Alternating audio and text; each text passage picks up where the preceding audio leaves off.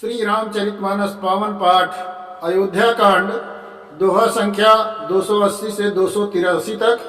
वर्णन कौशल्या जी एवं सुनैना जी संवाद। जय श्री राम।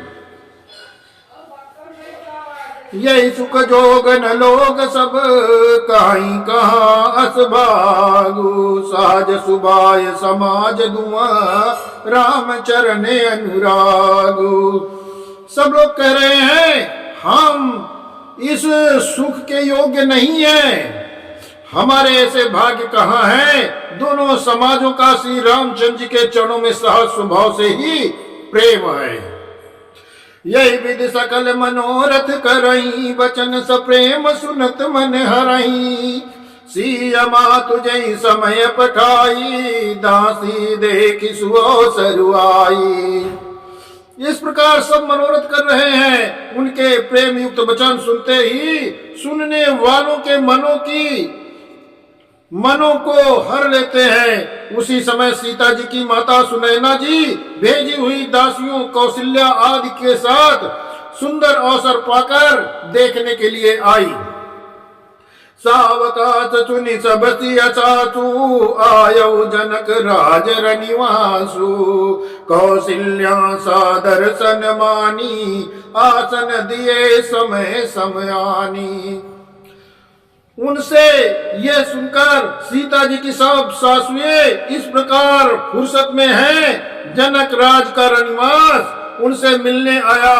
कौशल्या जी ने आदर पूर्वक उनका सम्मान किया और यथोचित लाकर आसन दिया। सीलुस प्रेम सकल दुअवोरा द्रमई देख सुनि कुलिस कठोरा। पुलक शिथिले तन बारी बिलोचन महीनक मिलन लिखन चली सब लो सोचन। पुलक शिथिल तन बारी बिलोचन महीनक लिखन लगी सब सोचन। दोनों ओर सबके सील और प्रेम को देखकर सुनकर कठोर वज्र भी पिघल जाते हैं। शरीर पुलकित और शिथिल है और नेत्रों में शोक और प्रेम के आंसू हैं। सब अपने पैरों से नखों तक जमीन कुरेदने में और सोचने में लगी हुई हैं। सब सिया राम प्रीत की मूर्ति जनु करना कहूँ बेस विसूरति। सिया मातु कहा विधु बुध बाकी जो पय फेनु फोर फबिटा की। सभी सीता जी की प्रेम की मूर्ति हैं, मानो स्वयं करुणा ही बहुत से बेस रस धारण करके विसूर रही हो, दुख कर रही हो। सीता जी की माता सुनैना जी ने कहा विधाता की बुद्धि बड़ी टेढ़ी है। जो दूध के फेन जैसी कोमल वस्तु को वज्र की टांकी से फोड़ रहा है, अर्थात जो अत्यंत कोमल और निर्दोष हैं, उन पर विपत्ति ढहा रहा है। सुनिय सुधा देखिए गरल सब कर तूति कराल। जाता का कौलूक बक मानस सृकत मराल। अमृत केवल सुनने में आता है और विष जहां तहां प्रत्यक्ष देखे जाते हैं। विधाता की सभी करतूतें भयंकर हैं। जहां तहां कौवे उल्लू और बगुले दिखाई देते हैं। हंस तो एक मान सरोवर में ही निवास करते हैं, रहते हैं। सुनि सचोच का देवी सुमित्रा विधि गणपति विपरीत विचित्रा। जो सृज पालई हरई बहोरी बालिके सम विधि मति भोरी। ये सुनकर देवी सुमित्रा शोक के साथ कहने लगी विधाता की चाल बड़ी और विपरीत है और विचित्र है। जो सृष्टि को उत्पन्न करके पालता है और फिर नष्ट कर डालता है। विधाता की बुद्धि बालकों के खेल के समान भोली और विवेक शून्य है। कौशल्या का दोष न काहू कर्म विबस दुख सुख क्षति लाहू। कठिन कर्म गति जान विधाता जो शुभ अशुभ सकल फल दाता। कौशल्या जी ने कहा किसी का दोष नहीं है। सुख दुख हानि लाभ सब कर्म के अधीन है। कर्म की गति कठिन और निर्वेद्य है, उसे विधाता ही जानता है और शुभ और असुर सभी फलों का देने वाला है। ईश रजाई शीस सबही के उत्पत्ति छित लय विसौमी के देवी मोह बस सोची अबादी विधि प्रपंच असे अचले अनादि।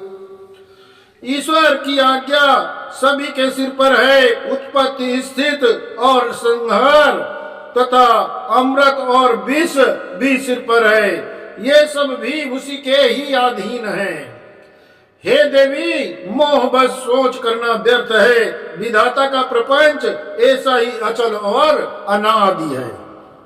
भूपति जी अब मर बउरानी सोचिए सखिल की निज हित हानि। सिया मातु का सत्य सुबानी सुकृति अवधि अवधिपति रानी। महाराज के मरने और जीने की बात को हृदय में याद करके भी चिंता करती हैं। वो तो है सखी, हम अपने ही हित की हानि लाभ देखकर स्वार्थ बस करती हैं। सीता जी की माता ने कहा, आपका कथन उत्तम और सर्वथा सत्य है।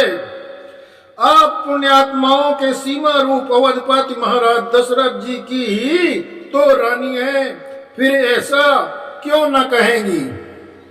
लखन राम सिय जाऊ बन बल परिणाम न पोचू। गाबरी का कौशल्या मोहि भरत पर सोचू। कौशल्या ने दुख भरे स्वर में कहा, श्री राम लक्ष्मण और सीता बन जाएं, इसका परिणाम तो अच्छा ही होगा, बुरा नहीं। मुझे तो भरत जी की चिंता है। ईश प्रसाद आशीष तुम्हारी सुत सुत बधु देव सरि न बारी। राम सपत मैं कीन न काऊ सो करि कहाऊ सखी सती भाऊ। ईश्वर के अनुग्रह और आपके आशीर्वाद से मेरे चारों पुत्र बहुएं गंगा जी के जल के समान पवित्र हैं। हे सखी, मैंने कभी श्री राम की सौगंध नहीं की, सो आज श्री राम की शपथ करके सत्य भाव से कहती हूँ। भरतशील गुण विनय बड़ाई भायप भगति भरोस भलाई। कहत सारदऊ करमति हीचे सागर सीप की जाहि उलीचे। भरतशील गुण नम्रता बड़प्पन भाईपन भक्ति भरोसे और अच्छेपन का वर्णन करने में सरस्वती की बुद्धि भी हिचकती है। सीप के कहीं समुद्र उलीचे जा सकते हैं। जानऊ सदा भरत कुल दीपा बार बार मोहि कयऊ महीपा। कसे कन कुमनि पारिक पाए पुरुष पर खियई समय सुभाए। मैं भरत जी को सदा कुल का दीपक जानती हूँ। महाराज ने भी बार बार मुझे यही कहा था। सोना कसौटी पर कसे जाने पर और रत्न पार की जौहरी के मिलने पर ही पहचाना जाता है। वैसे ही पुरुष की परीक्षा समय पड़ने पर उसके स्वभाव ही से उसका चरित्र देख कर किया जाता है। अनुचित आज कहा बेस मोरा सुख स्नेह सयान पिथोरा। सुनि सुर सरि सम पावनी बानी भई स्नेह बिकल सब रानी। किंतु आज मेरा ऐसा कहना भी अनुचित है। शोक और स्नेह के सयानापन विवेक कम हो जाता है। लोग कहेंगे कि स्नेह बस भरत की बड़ाई कर रही हैं। कौशल्या जी की गंगा जी के समान पवित्र करने वाली वाणी सुनकर रानियां स्नेह के मारे विकल हो उठी। कौशल्या का धीर धरी सुनऊ देवी मिथिलेसी। को विवेक निधि बल्लभई तुम्हें सकई उपदेशी। कौशल्या ने फिर धीरज धरकर कहा, हे देवी मिथिलेश्वरी, सुनिए, ज्ञान के भंडार श्री जनक जी की प्रिया, आपको कौन उपदेश दे सकता है, आपको कौन समझा सकता है। जय श्री राम।